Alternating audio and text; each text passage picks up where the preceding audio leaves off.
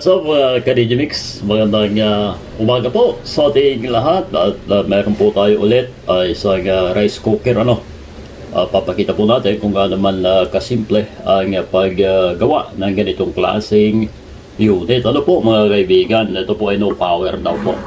So agad-agad ay buksan na po ang ilalim Yun lamang po ang problema niyan, kadalasan ay thermal fuse mga ka-Digimix. At ito na po, may hawak na po tayo. Just in case man na yun nga po, Ayan. Open na yan.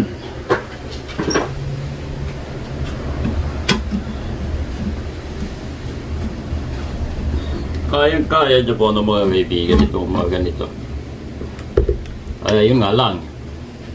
Bibili kayo ng fuse.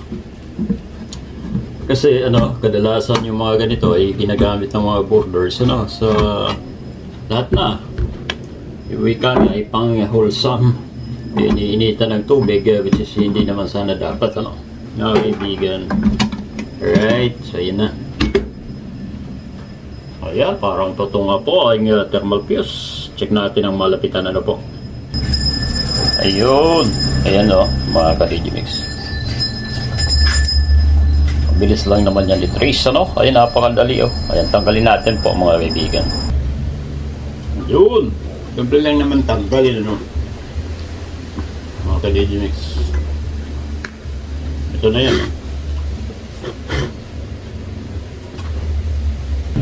So check muna natin mga ka-Digimix para sure tayo mga kaibigan. Yun, wala man lang buzzer. Yan. Ngayon, try natin yung bago. Yan. So talagang sira po yung thermal fuse natin Ayun. Tanggalin po natin dito kasi para mailagay natin ang maayos yung pagkaka-screw Hindi naman maganda kung puputulin ang ating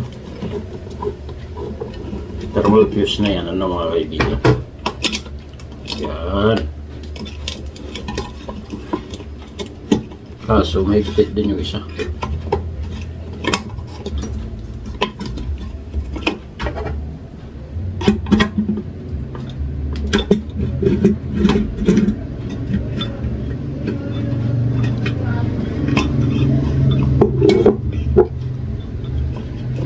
Yun.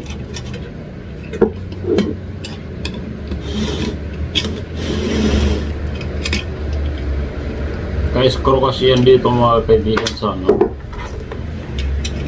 sa socket. Ayun.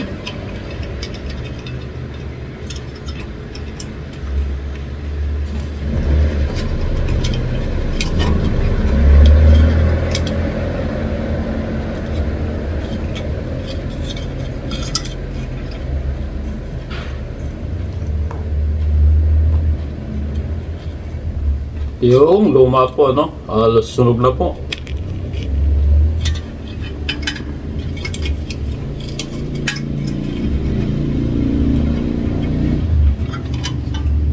Ano lang kasimple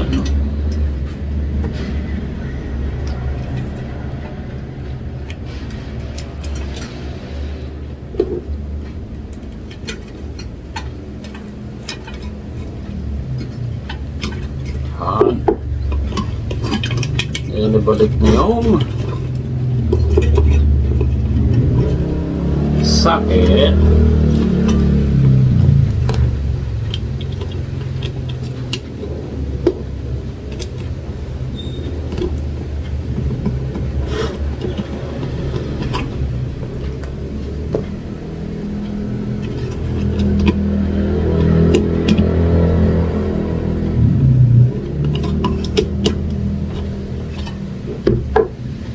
Yun, tapos na mga ka-Digimix. Test na lang tayo Napakadali lang po ang ganitong unit Test na muna natin kung iilaw na ang power indicator po Alright.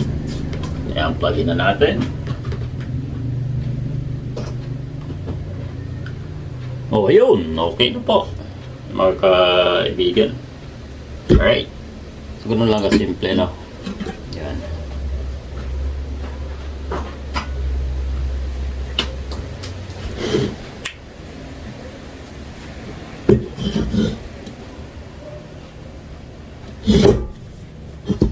So yun ano, okay na po ang ating rice cooker, ano mga Digimix, makakapagsaing na po yung ating may-ari nito, no? Mamaya magpapasko, no? Alright, maraming salamat po sa inyong patuloy na pag-subaybay sa Digimix TV. Ayan, sa mga bago po, no, so yun naman, subscribe naman at like ang ating mga videos sa ating channel na ito. Maraming salamat po sa inyong lahat at maligayang Pasko sa ating lahat, ano mga kaibigan.